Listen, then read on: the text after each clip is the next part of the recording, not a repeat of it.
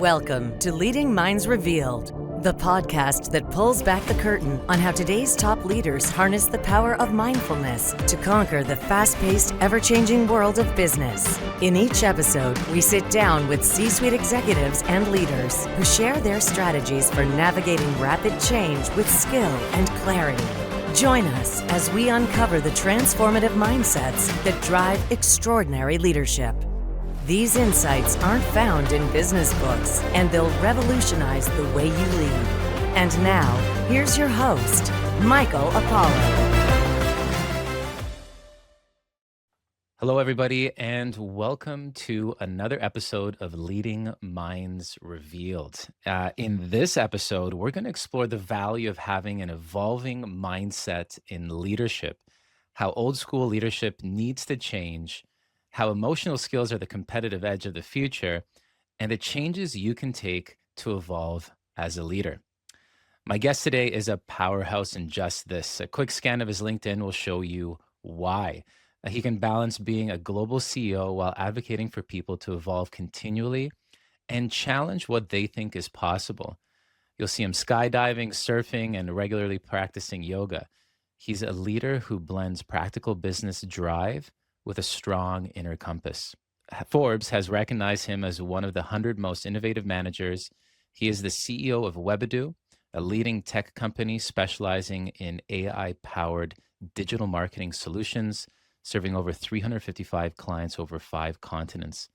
Leading an international organization with over 400 people, he brings a rare lens to leadership, one that honors both structure and soul. Let's dive into this dynamic conversation with Giovanni Farese. Giovanni, welcome to the show. Hello everyone, and thank you, Michael, for hosting me in this podcast. Very curious about your questions today. Yeah, I'm really excited to dive in.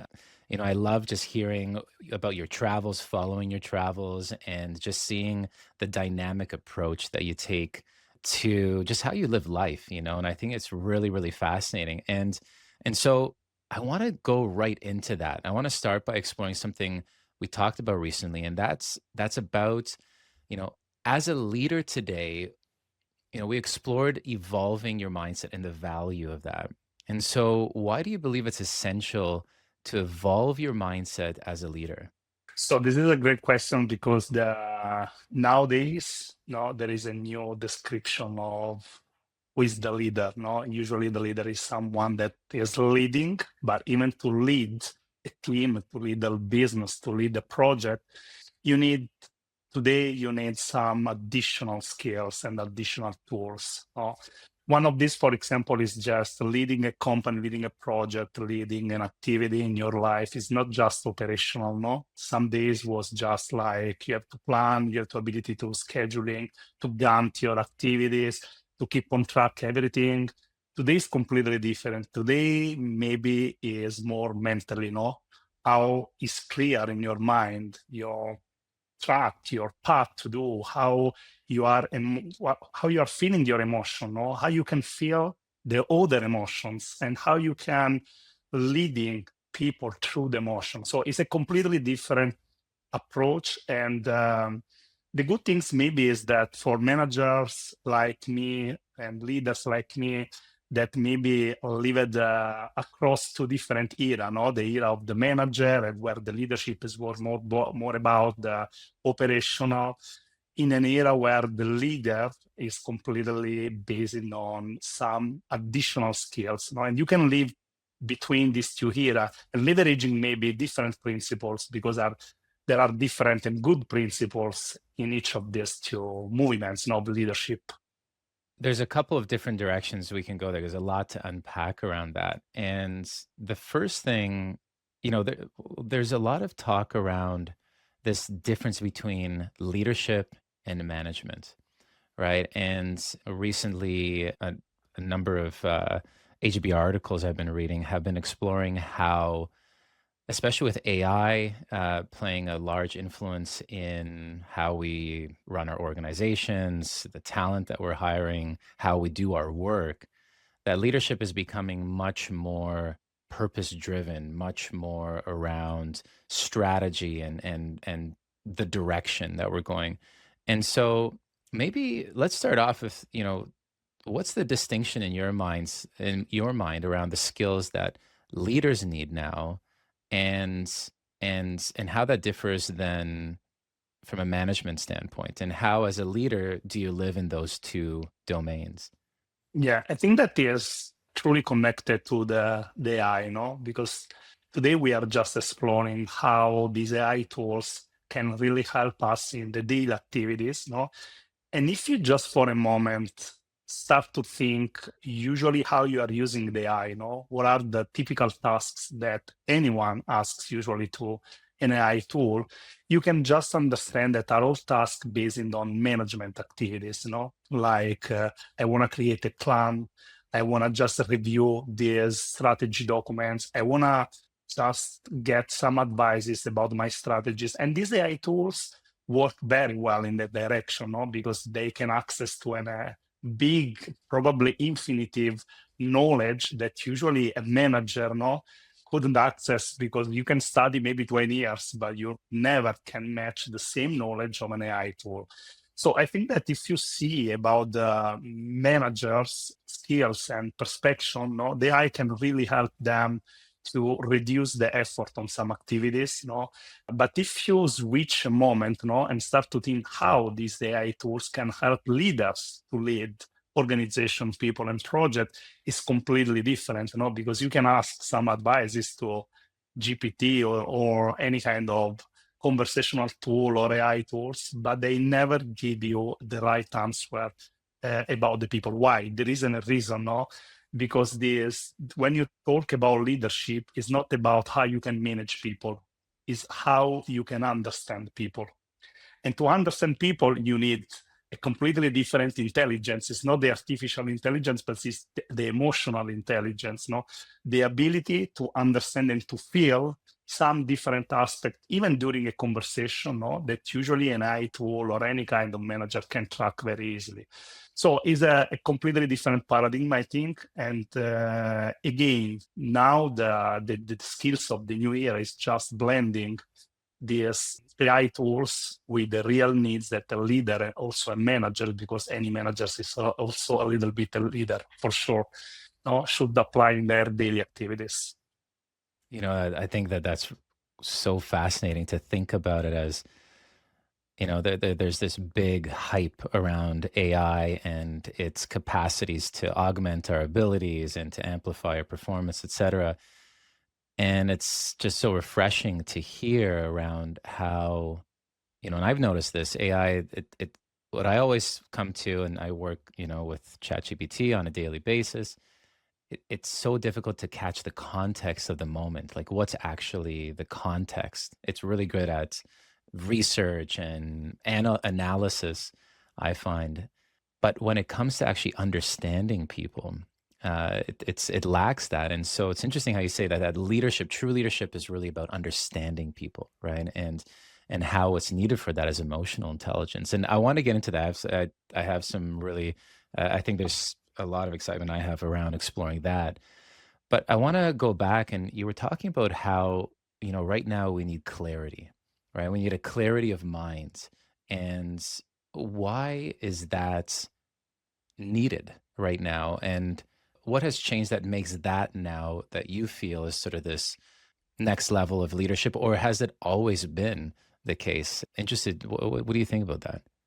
No, again, I think that now many things changed completely. No, when I started to work, I remember that probably was the first time where the first job was also the first time where I used the smartphone, and we started to have the first. Now it seems so common, no, but receiving the email in real time on your smartphone, with that time with the BlackBerry, was a super innovative technology, and game changing in the business day, But before that, if you for one moment think how the people just manage their activities, everything was based on the specific window of time. I go to the office, I just join in my account email, and I manage the email with my computer or my laptop.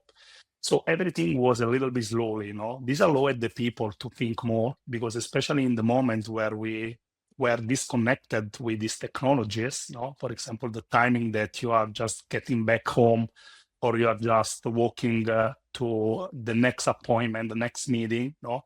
You have the time to think, you have the time to work on this kind of clear mindset that you need as a leader, as a manager, when you want to just reflect, even about the important decision that you are taking, but even just to be focused on the next things that you are doing. I am going to that appointment. Who I will meet during the meeting? No, what is the purpose of this meeting? What are my expectations, etc. No, today's everything is super rush. No, it's like in a washing machine because you receive notification in real time, every seconds, email, WhatsApp, message, any kind. You are always late. You are always running. Even sometimes the people that are working remotely and they say, I'm working remotely, I can just, if you see how they work, they completely now are working more because their calendar is full of meetings without any kind of moment to stop and reflect. It's just one after one, step after step, and you have no time. So I think that this, especially finding a moment for your clear, to have a clear mindset, to reflect more about the important decision that you have to take, is very crucial in the new leadership, and is very crucial also to understand the people, because only if you think more about what are you doing, you can be aware, no, and you can just recognize some aspect also about yourself, no? Because sometimes you just finish a meeting, you jump in another one. But if you finish a meeting and you say, let me reflect 5 minutes on how I managed, how I led the people or the topic of this meeting, no, you can just find some patterns on some mistakes that you did. It's very powerful. It's what I'm hearing there is that what has changed right now that makes really taking in consideration our minds and how the level of clarity that we have, how purposeful our actions are, where is our focus, are we taking time to reflect, is because sort of things have ramped up. Communication cycles, the amount of meetings that we have, the amount of information that we're handling right now, like you said, so it's like a washing machine right now that we're in, where there's this constant race, and that could lead to unintended consequences. We might not be aware of the context of who are we meeting with right now? What is the intention of that meeting? Why am I here? Right? And it's interesting bringing that to that sort of clarity of mind that's needed as a leader to be able to lead effectively, to understand the people that we're with. It's so important to find ways to practice that presence, that ability to be clear in the moment, so that we can be more purposeful and more effective. But it's so interesting, right? Because it's counterintuitive, right? There's this idea that we just have to drive through it, that we have to move as fast as we can. I think this is sort of a bit of this old school rigor that has built up over time, that we need to push forward. We need to drive through. And right now, I think that could lead to burnout. I think we're seeing that. I think it can lead to reactive decisions, broken relationships, impacting collaboration. I'm interested in your perspective. What's the impact of sort of not taking that time to reflect and to take that time to take care of yourself? And how do you do it? How do you balance? How do you find that balance in this new era that we're in? So this is interesting because firstly, it's like a job, it's an additional job. No, if you are a leader, if you are the CEO, if you are the marketing manager, no, you should start to think that you have an additional job, and that job is called like plan better your life and your working activities, no? Because everything starts from planning. This is probably from the old school, but it's very actual and very powerful if you follow this kind of structure, no? What it means, everyone is using the agenda, no? Everything is managed in our agenda, meetings, tasks, activities, etc. The agenda is a powerful tool if you start to think differently to the agenda. No, sometimes I just suggest the people even just screenshot the agenda, no, and put it on GPT or Perplexity, any kind of AI tools, and ask, analyze my agenda and give me some advice, like I should rebuild my habits and my activities, to improve X. Depends on what you want. If you want more time to spend, much more time to spend with your family, or to focus on the high level activities, high value activities, it depends on the question, but you can just have some advices. So the first thing is reflection, just analyzing what are you doing, what is your agenda, and again, having some appointments in your agenda just to reflect is also allow you to have a clear idea on what are the priorities that you are working on. Because sometimes when you start to run, and again, the pattern of the old school is you have to work more to produce more, to obtain more results. And this is true. In many occasions, this is true. I mean, it's like mathematics. If you work 6 hours more, maybe you can produce much more than a day where you just work at 2 hours. But is this the consistency of this? How many days you can work with this pattern? You cannot forever. Maybe you can do it in some specific moment, etc. So recognizing, using your agenda or your project management tools, what are the moments that you want to use to balance yourself, to disconnect from the technology? I'm experimenting nowadays a new great things that just leave your phone in your apartments or in your office for 2 hours. Just bring your cash or the credit card for buying a coffee and go out for 2 hours without your phone. Is a nightmare. I mean, in the beginning, you can really realize that we are drug affected from the technology, because you say, oh my gosh, you are continuously touch your pocket and say, where is your phone? Oh my gosh, I left it intentionally. I left it in the office. But after a couple of days that you experiment this, you just start to open your mind in a way that you never experienced. Because I love the technology, but the technology has a lot of negative effects on ourselves, and we are not very aware of that. So following this balance, trying to do some micro habits like plan your time slot in the calendar, be sure that you have this moment to reflect, experiment new things, because maybe this experiment to just don't bring your phone with you, it works very well for me. For others is another thing, just walking in the park, and but experimenting and trying to find the right advice and the right tool for yourself. Then when you start to get back this kind of clarity, and you have more clear idea of what you are doing, you are more present, and you are anchored to the today and not to tomorrow, yesterday, what happened, and you start to feel and communicate also with the people in a completely different way. It's like you have to be awake and say, okay, now finally I recognize that this is the path. It's really interesting, like around this topic around evolving mindset. It's almost like, it's an ongoing practice of checking, what am I focused on? Is this what matters most in the moment? It's interesting when we explore mindfulness, one of the traditional translations of mindfulness is simply to remember. It's sort of this in this Pali dialect, they say to remember where am I right now? To remember to ask ourselves, am I focusing on what matters most right now? And, it's interesting, we can leverage a lot of the tools and technologies that are available, like you said, right now, to check our agenda, like how are we living our lives? And then what's interesting too, what you were sharing there, as well as how important it is to connect with our values, right? How do you want to be living your life? And to use that as an anchor for the decisions that you're making, maybe spending more time with the family, which if something that you value, if there's a disconnect from that, can be incredibly helpful. And then also throughout the day, just sort of checking in on what are the habits that I have right now.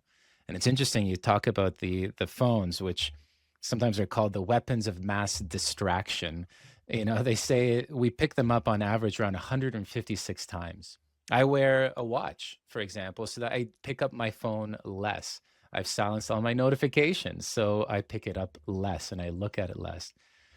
But keeping it out of sight and out of mind, and to test our habits, right, and to stretch them, what I'm hearing from you can help us sort of see things in a bit of a different way.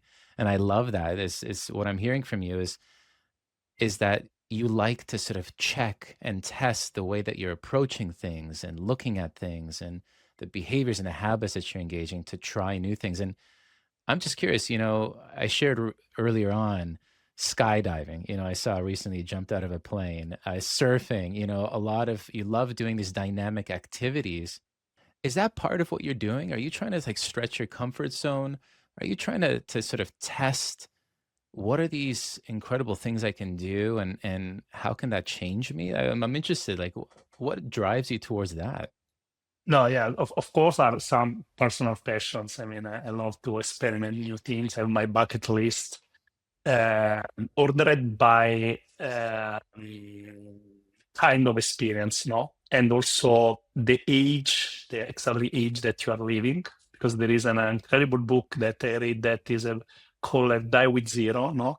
And the main concept of this book is just you have to plan what you can do when you are 30, 40, 50, 60, because of course the things and the experience change. Maybe jump out of the plane, you can do it even when you are 60, but when you're 30 or 40 is a little bit more, I can say, practical for you, etc. So there are some activities, especially nowadays, that I'm more interested in, especially activities that requiring some efforts, like physical efforts, like surfing as well, or some outdoor activities, etc.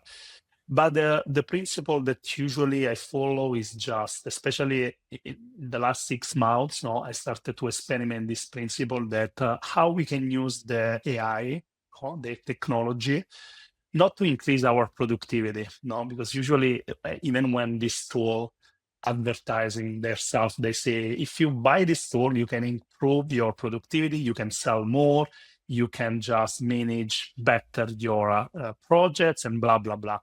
No one is just telling and a great truth that is, if you're using well these AI tools, they are really able to get your time back. So, and I decided even in my company, that we develop software based on AI, we should develop more software to get time back.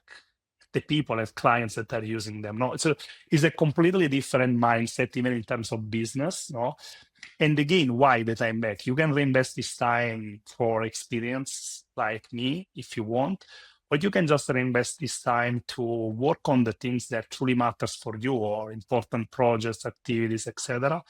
Or again, you can just reinvest this time, and this is an exponential formula that I'm explaining to our people, that if you just reinvest a little bit of this time, like 1 hour, in exploring more how the AI can get time back again, no, this is an exponential formula, because you invest 1 hour and maybe you get 10 hours more of free time or additional time, no?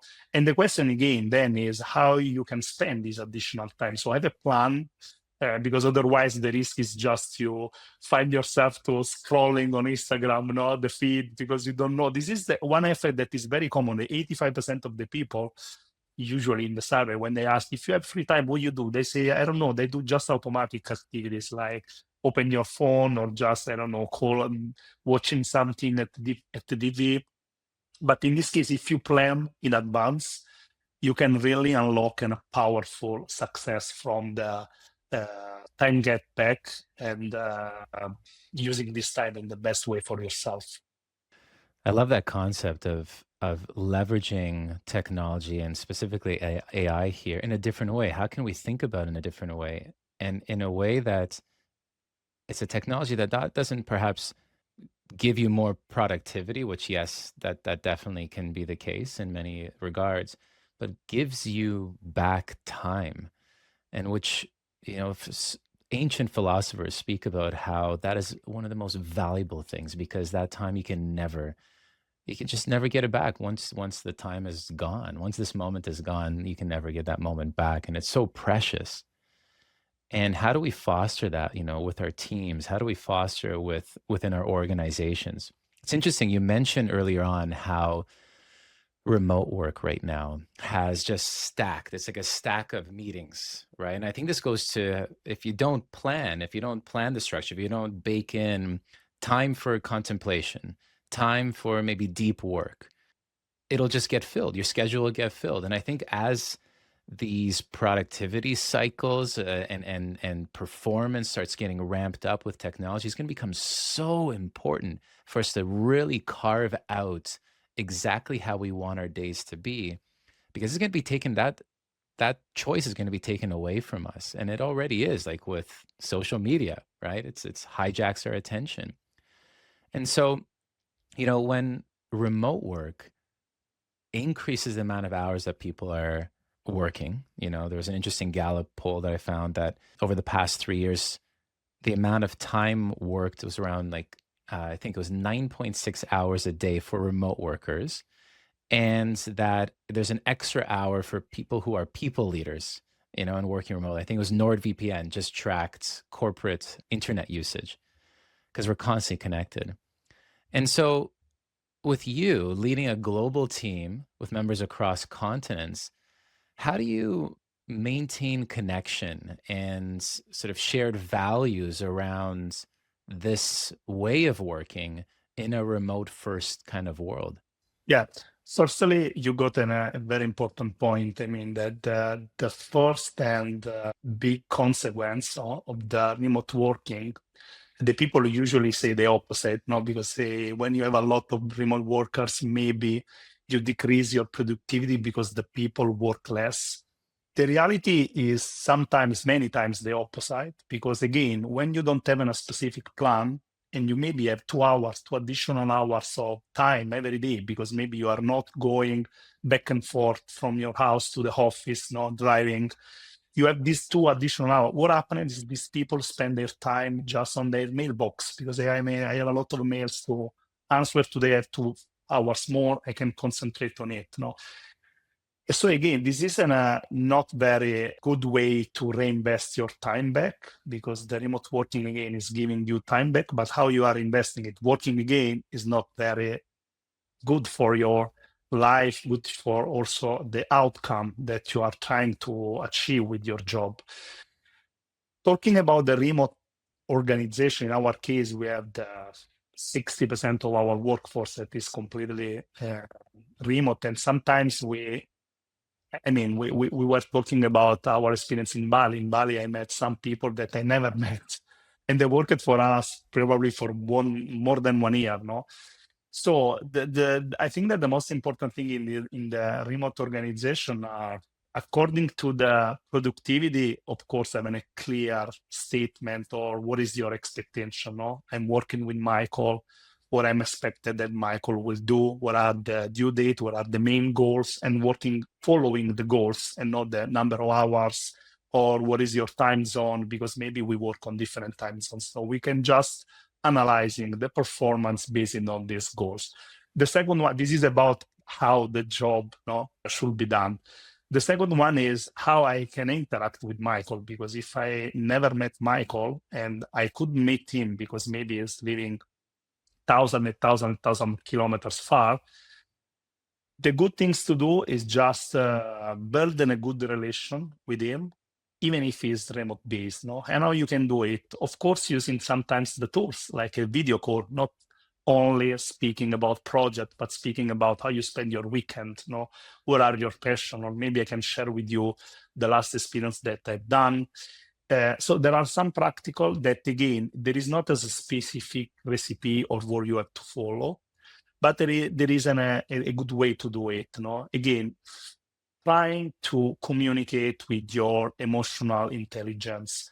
Try to explore more with the people, even 5 minutes before that you start the meeting, or 5 minutes before that you are answering the email, just writing in this email what happened in your life, or a funny fact, something that give to everyone the idea of how you are as human. Because otherwise, when you work more remotely, sometimes it's like working with AI. I just read your email, I see your project on my project management. Sometimes we meet in the video call, but maybe your camera is off. So there are some things that you should work on that are more connected to showing your human side. And if you show your human side, doesn't matter if you are the leader, the manager, or the last person that joined the company, this brings everything at a different level, where it doesn't matter the tool, if it's remote because we are talking online or because we are meeting in person, but it's about the human connection. If you connect humans, no, the feeling and the experience in a company, in a project is completely different. And then the last one is just an advice. So for the leaders and managers is sometimes they forget the money that you are saving with your remote organization. No? You don't have physical space to pay. Sometimes you don't have to go some benefits to, I don't know, allow the people to come in the office, pay the parking in the office, etc. If you calculate the money that, of course, you are saving every month, every year in your company, you should just think, how can I reinvest this money? How I'm reinvesting this money? Because if you don't reinvest this money to reinforce the relationship with these people, is lose-lose. You are not winning nothing. No, you are a remote organization. Maybe you're saving money, but you are not increasing the success of your company, the sense of family that you want to build with your team, etc. So one of the good things, for example, that we try to do is just organize even just a couple of events per year. No, when you give these people the opportunity to join in a physical moment, no, with the coworkers, with the leaders, with everyone, and of course, it's also about work. I mean, you can mix some moments of work during these events, but the most important thing is do experience together.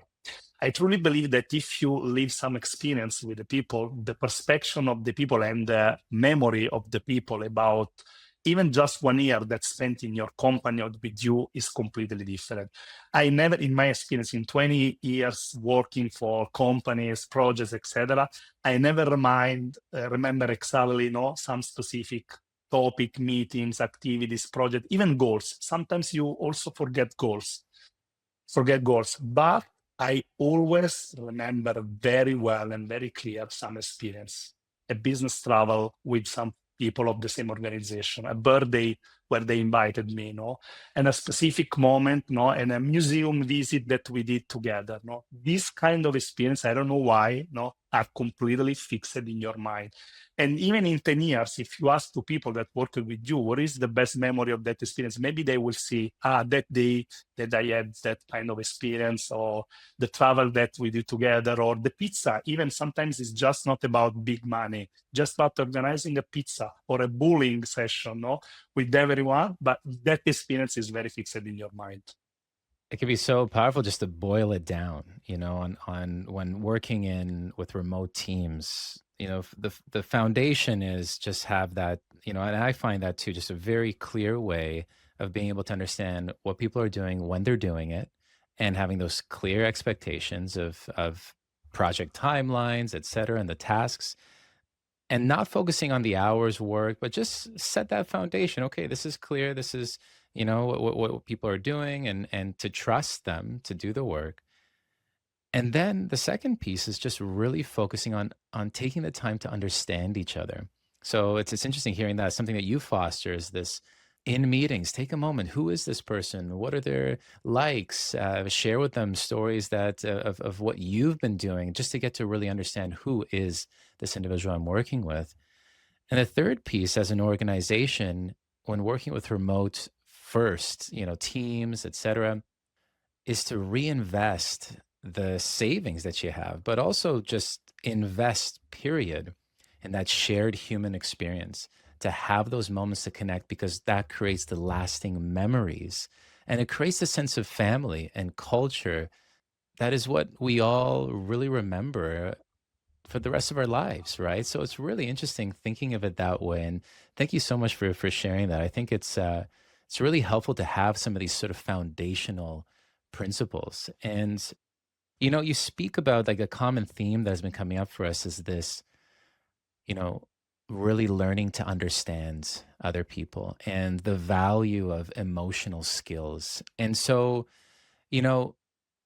there's been a lot of things that sort of come up along the way, but I'd love for you just to maybe just synthesize why is it valuable to focus on those emotional skills? What is it that understanding emotional intelligence, what has it done for you? And why is this something that it's helpful for us to return back to and reinforce as leaders? So this is great because I recently thought about it. I mean, because there are a lot of emotions that you can just recognize in yourself and in others, especially during a conversation or especially when you are in important meetings. No, again, if you have the right mindset with a good, clear mindset, no, you can just recognize these different emotions. No, but the nice things to know is that usually the powerful emotion are our emotions, no? Because we have the ability, and we sometimes we underestimate this ability to just connect this emotion and influence the others, especially if you are leader. If you are a leader, no, maybe the people already start a conversation with you with the mindset that you are the leader, no, and they are in any case reflecting, no, what you are seeing, what you think, what are your emotions as well. So sometimes it's just recognizing your emotion and saying, but are my emotions good? Are my emotions correct to achieve the results that we want to achieve? No? So in answering your question, I think that the best things that you can do is, and that I do frequently, no, is just openly recognize when you make mistakes, and you do this a lot of times. I mean, because of course, running a business, no, running a company is a roller coaster every day. You have 90% of events that are negative, maybe 10% positive. So the 90% in any case, no, try to change your mindset, your mood, and many times it happens, no. So the best thing is just we make mistake. I make mistake every day, no, especially when you lose the control and we are not very connected on the main, no, principle that you want to follow, etc. No, journaling sometimes in the morning, no, help you to fix some principle that you want to follow during the day. But every day, no, there is a moment where you lose this control. And again, the best emotion I think that you can show is just a humility, not just to say, I'm just want to say you that I made mistake. I'm not perfect. No, I can do mistake. I can apologize for them. No, because this show that I'm recognizing what is wrong. And this helps to create a great connection with the people, because especially if you are a leader, very high demand like me, that I push a lot of people. I want results. This is the old school side, that is good. I mean, that is why we achieved a lot of interesting results. It's just because we have also this kind of mindset. But you just blend this mindset, with more emotional. You try to explain that even if you make mistake, you are working for a big goal. We are working on your vision. There are other elements that you are not considering. And again, if you show the people that you are human, because you can make mistakes and you can apologize for them, is a very powerful emotion. Maybe the fundamental emotion that you can show, because you are authentic. When you are authentic, the other emotions that you can show or feel with the people are very, I can say, recognized like the right one for everyone. The right emotion that everyone wants to live in a project or in a company. Yeah, and I would say even as well, there's this authenticity, but it also we can learn. I think like what I was hearing there too is once there's a part of this vulnerability that helps us to show people that we're human, right? We're still human. I find that even with me as a leader myself and leading teams and also as a thought leader, lots of trainings, etc. It's important to sort of step off the stage a little bit and to be human, right? And I think that vulnerability helps us to do that, and it helps to develop that in the eyes of the people that we're working with or engaging with on a regular basis, anybody that we're just interacting with. And so it's interesting what you're saying, taking that time for self-awareness can help us see a little bit more clear who are we interacting with, and is the way I'm interacting with this individual the most skillful way possible. Also, that vulnerability, apologizing, showing that vulnerability can provide that sense of authenticity. But also when we take that moment to apologize and to recognize those times when we fail. And I think, life is filled with these opportunities to practice failing elegantly, especially as leaders. We create that sense of where we get to learn, but also other people can see us as human. And so I'm interested, how do you how do you support your leadership team in building these emotional skills? How do you, and developing clarity in their minds, in developing that understanding that there's value in taking time to understand others? How do you, these seem like very high value skill sets that are needed now more than ever.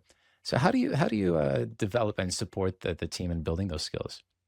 So the first thing I think that is just leading with the example, no? So showing the people of your organization, because I think that when you lead is not just about the people, the leadership with the people that are working with you or for you in some case, no, are the easiest leadership because they recognize you as a leader because of course you are on the top of the hierarchy of the company, etc. But the very powerful leaders are the people that are leading out of the organization, or are leading their customers, leading maybe stakeholders or people that just watching what you are doing, no, what your company is doing, etc. So when you think about this, I think that the first and most powerful tool that you can use is the example. If you just, again, if you are just authentic and you just show the people how you are handling some complicated situations, or how you are, again, no, when you, before I told you, no, that I apologize for my mistakes many times, no, I think that in my mindset, no, is the right way where you can go if you want that your people, when they live and experience the same situation, they do. No, I just want to see my people not apologizing and asking to the other people, please give me another opportunity to be a better manager, to be a better leader, no, because I know where I'm doing well and I know where I'm doing very bad, no, in the relation that I have with you. So the first thing is the example, and the thing that is very powerful because has the power to multiplicate the effect, no, on different level and different people that are connected with you. The second one is just some easy tools. I mean, unfortunately, it depends on you. I mean, everyone has some specific passion, no? For example, I love read books, and I suggest a lot of books. No, when the people heard me just saying something, I say, you want to know more about this? I found this principle in that book. Maybe I send you the link. Or sometimes I gift book. No, I say, okay, I just think that this book can really help you. No, I want to gift you because when you gift the book, no, sometimes the people are just more intent to read it because, okay, there is something that I want to figure out that is in this book that is really shaped for me. No.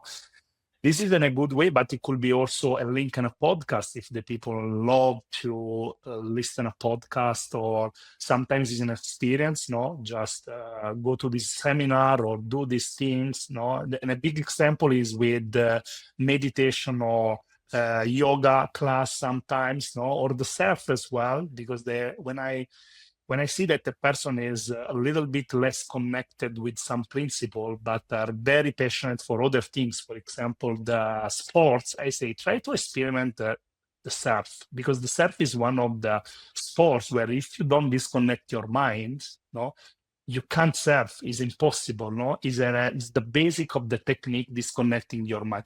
It's the same in the yoga. So it depends if you are more for the indoor activities, yoga could be nice for you.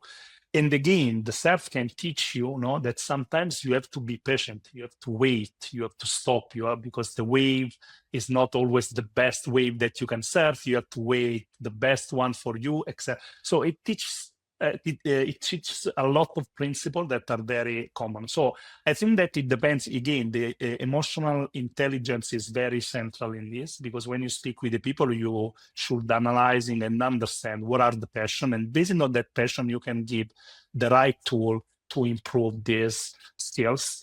And again, I always suggest to don't be afraid about how many times you will fall down in a mistake. Because again, the consistency, I'm here with you speaking about these wonderful principles. Maybe tomorrow I will join the meeting and I fight with everyone, because it's a part of the journey, But the good things, again, when you are very well balanced and connected, is understanding what is the path to follow, share with the others your intention and say, I'm working on it, I'm not perfect. I'm not working on the perfection, but I'm working to every day, improving this with these single steps, because the risk otherwise is that the people say, okay, you are saying this, you are very good explaining how to, but you are not doing. You do a lot of mistakes. Yesterday, you didn't treat me well in that conversation, no? And they have to know that it's normal. It's part of the journey, because the mistakes helps me also and you to understand what is the right path. It's leading by example and meeting people where they're at and being curious around what motivates them and what drives them and using those as ways to support their growth, I think are really great efforts, to foster developing this type of mindset that you're embodying. And I think there's something you were saying there just at the end, and so thank you for sharing that. But at the end, you're talking about how it's we got to bring it back to keeping it real, and we're not, as leaders, we're not perfect, right? And could there be this myth of perfection? And I know we've talked about that before, that there is this myth of perfection. So I'd love to get real here from you. Like, I mean, you used to drive really, really hard, in previous roles, and you used to sleep about 4 hours a night. And so what were the consequences, and like what changed for you, and just to share a little bit of that vulnerability yourself around how did that affect you? What was your experience then, and what caused this change? So it seems another life now, no? When I speak about this, how is possible that I just slept maximum 4 hours, no? Because the principle at that time that leaded me was you have to work more, no? If you sleep less, you can work more, you can obtain more results. Maybe was also a very good principle at that time, because part of my career has just built on that principle and was successful career. What happened? So at a certain point, unfortunately, I didn't have a shock moment, no, because many people experience the shock moment like I burn out and I just have to reflect why. And the reason is that I'm not sleeping, I'm working too much, and blah, blah, blah. In my case, this didn't happen. So it makes the things more difficult to recognize. And I started from another side, again, from the side to improve the productivity, improve your mindset, exploring new ways to obtaining results without applying the old school, or if you can say the traditional methods of management and leaders. At that time, I started to explore different things like the mindfulness, like the planning better your agenda, putting some moments for yourself. And at a certain point, I started to read the importance of sleep. I said, what sleep? What it means sleep? I mean, why I should sleep more and losing some hours in my week. And I started to learn how the scientific studies tell about the effects of sleeping more or sleeping less on your health. And this is an interesting thing because it's connected also to the how long you need to see some results. Because sometimes you just say, okay, this night I can sleep 2 hours more. The day after, maybe you feel the same or you feel worse sometimes, especially in the beginning, and you can't understand where is the benefit. If I'm just doing it, I don't have the results. So maybe you have to wait months. This is a very nice principle that also my grandmother taught me many times, because she was a farmer. And when you just work in the farm, sometimes you just start doing something today and you will see the results, the outcome in 2-3 months, maybe the next season. And about the sleeping was exactly the same. I say, I want to try to experiment. I want to try to sleep more. I didn't get the goal that was like 8 hours per night. Now I'm struggling to sleep around 7 hours per night. But I found after a couple of months and a completely different results in my daily activities, again, in terms of focus, in terms of mood, especially, but even in terms of energy.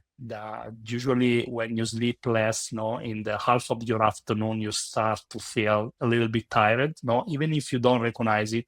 There is a mindset tiredness, you just read a document and you don't have the same smart view about the contents of that document. Maybe you already complete every task, but it's not the same. So it's just experimenting in that kind. And now, of course, I can say that now there are also a lot of studies that confirm this, that the power of sleep. And again, I don't think that there is the powerful tool that you apply, because I still know many people that they are just sleeping 5 hours per night and they don't want to sleep more. But they say, try to experiment, but give yourself the right time, to understand if this new habit is really powerful for you, is really giving you some benefits or not. Don't rush, because the most common thing that happens is just you want to see results in 1 week. And especially for the sleep is not the timing 1 week. Yeah, I think there's so much we can draw from your grandmother's wisdom, and I know that you've said that happiness is sort of seeing your hard work transformed into something real. And sometimes it takes time, right? It is experimenting. It's sort of planting these seeds of new ways of seeing, of reflection, of taking care of yourself in different ways, approaching people, learning how to interact with people in different ways. And you plant these seeds and you keep sowing them, and and over time it might change, and you might see something very real in how you interact with people in different ways and how you feel, just like you have, and it's so interesting in how powerful science as well can be, and the research, emerging research. And I think this is where AI can actually play a really amazing role, is to inform us around new ways of approaching our lives based on a lot of the research. We can't, I think there's, sometimes I'm noticing now even a bit of maybe a strike away from the research, but it's actually, when you look at trends, when you look at this information that's out there, there's a lot of wisdom that can help guide us in our lives. And so, as we now move to sort of the wrapping up here, you've shared a lot of insights. And if there was, one of your leaders that are up and coming, or for leaders that are listening who want to evolve their mindset, what would be some tips? Where should they begin, from your perspective? What would be sort of like a start your path here? What would you recommend? I think it's the curiosity, because you should start investing in your curiosity, because sometimes the people, especially not the younger people, maybe the people with 10, 15 years of experience, especially if they are successful, this is very weird, If you are a successful person, you think that you are doing exactly, you probably have some natural skills, and you don't need to learn more, because you can just repeat exactly what we are doing. And they don't recognize that the world is changing. The world changes now every day, every week.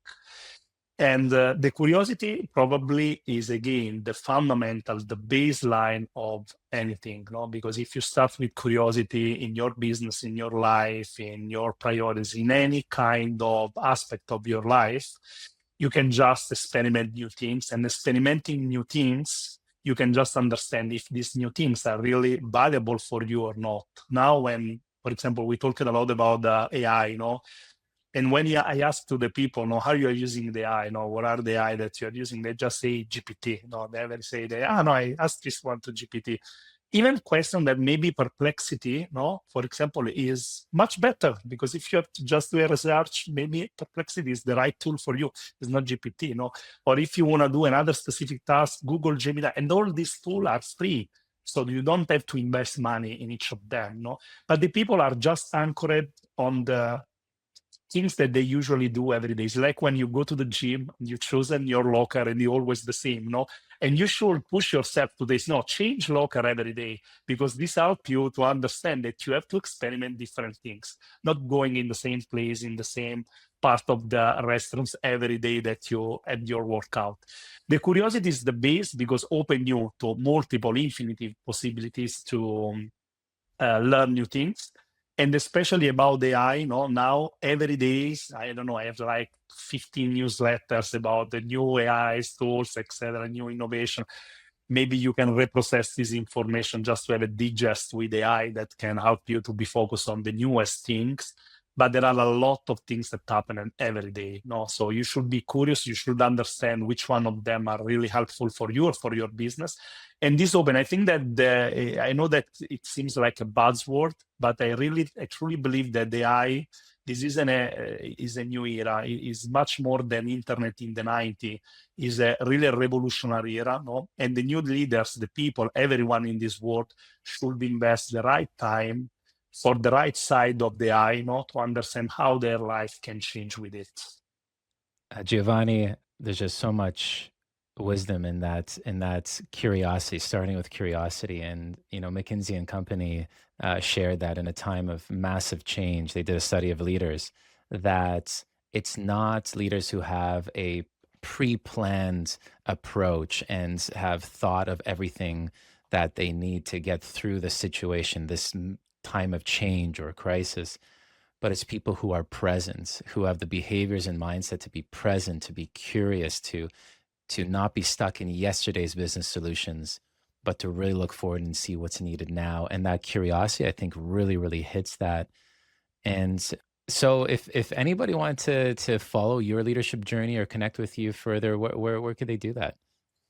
So the most common platform that I can use is LinkedIn. I mean, because I love LinkedIn because it's more filtered on some show-offs that in other platform you can see, especially about the successful people. No, so LinkedIn is the main channel, and or through our website, our Webidoo website, especially connected to this one. For example, I suggest also the people to invest more in their communication. No, we didn't talk about a lot about the communication, but now, again, the communication is the basic of all the eras. So in the history, the communication was central in any kind of strategy, and I think that today, communicate more, especially for the remote first organization, is a powerful element of the strategy. And to communicate more, you can use the social media as well, because sometimes the people, again, see also the negative side of the social media, losing time, scrolling the feed, etc. But on the social media, you can use them just to be well connected with some people or share your thoughts with these people. So again, like to see even through LinkedIn, the positive things of this social network. And then if you find me on LinkedIn, I can just inspire you with new advices in the next upcoming weeks. I love it. I follow you there and always inspired by your journey. We'll definitely include the link to your LinkedIn and to Webidoo for any of our listeners who'd like to click and to follow. Thank you again so much, Giovanni. This has been a powerful and refreshingly honest conversation around the power of curiosity, evolving mindset, emotional skills, how to rethink how you lead in this digital age. And I'm just so grateful to have had this time to connect with you. Super. Thank you so much. It was a great pleasure. And I really hope that this conversation can inspire other leaders to pause and reflect, because pausing and reflect is exactly where the real change began.